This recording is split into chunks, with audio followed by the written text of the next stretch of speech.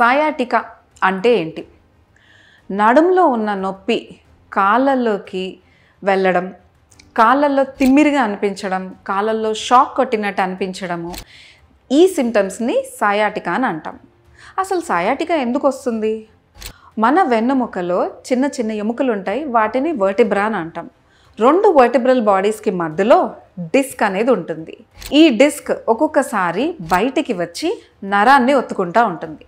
అదే నరం నడుములో నుంచి కాళ్ళల్లోకి వెళ్తుంది. అందుకనే నడుము నొప్పి వచ్చిన చాలామందికి నడుములోనే కాకుండా కాళ్ళల్లో కూడా సిమ్టమ్స్ అనేవి వస్తూ ఉంటాయి.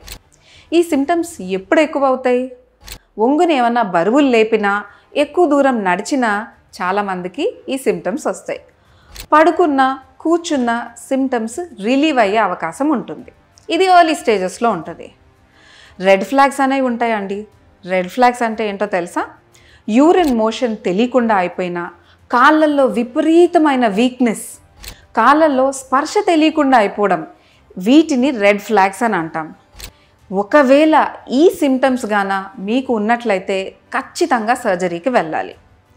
ఈ సిమ్టమ్స్ లేవు కానీ నడుము నొప్పి వస్తుంది, కాళ్ళల్లోకి తిమ్మిరి వస్తుంది, కాళ్ళల్లోకి ప్రాబ్లమ్స్ వస్తున్నాయి అని అంటే ఇంజెక్షన్ ట్రీట్మెంట్ చేసే అవకాశం చాలా వరకు ఉంటుంది. మీకు ఎంతవరకు ఇంజెక్షన్ ట్రీట్మెంట్ చేయొచ్చు అని అంటే మనము మీకు ఫస్ట్ ఒక ఎగ్జామినేషన్ చేస్తాం. అంటే మేము పరీక్ష చేసి చూస్తాము అసలు నొప్పి ఎంతవరకు ఉంది, ఏ లెవెల్ వరకు ఉంటుంది అనేది మనకు ఒక ఐడియా వస్తుంది.